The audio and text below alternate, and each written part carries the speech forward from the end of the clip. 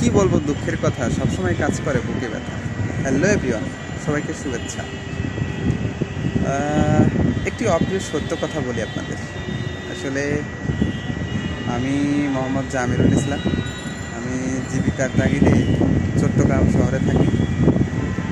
দেখতে দেখতে চট্টগ্রাম শহরে 7 বছর 7 মাস 1 দিন পার করে দিচ্ছি আজকে। সব মিলিয়ে সৃষ্টিকর্তা ভালোই রেখেছেন, আর আপনাদের দোয়া তো আছেই। নিজের গ্রামে বা নিজের বাড়িতে যখন বেড়াতে যাই, তখন আমার নিজের কাছেই নিজেকে যেন নতুন করে ফিরে পাই। নিজের এলাকাকে, নিজের প্রিয়জনদেরকে মনে হয় নতুন করে চিনি বা নতুন করে জানি। এক কথায় আমার নিজের বাড়িতেই আমার নিজেকে যেন আত্মীয় আত্মীয় মনে হয়। বিষয়টা অত্যন্ত দুঃখজনক হলেও কিছুটা আনন্দও কাজ করে যে আসলে এতদিন পরে বাড়ি আসি, আমার ভিতরে অন্যরকম একটা অনুভূতি কাজ করে, যা আপনাদের ভিতর কারো কাজ করে কিনা আমি জানি না।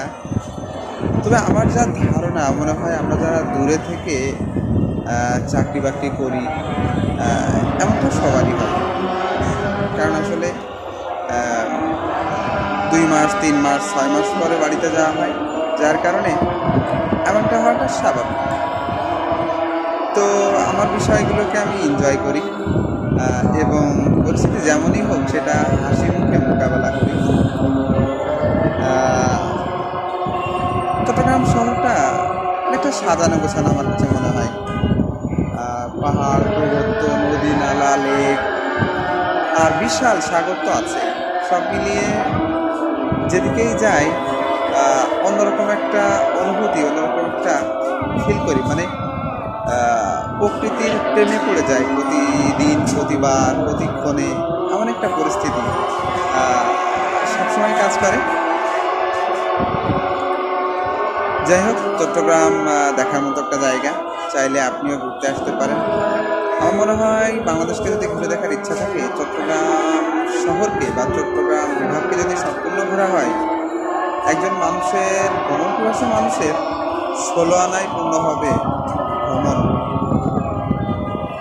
যাই হোক, আমি তো অলরেডি আছি। আপনি কবে আসছেন? শুভকামনা থাকলো আপনার জন্য। যে কোনো এক সময় সুযোগ করে চলে আসুন। দেখুন, সময় সুযোগ না হয় না, সময় সুযোগ করে নিতে হয়। ধন্যবাদ সবাইকে, ভালো থাকুন।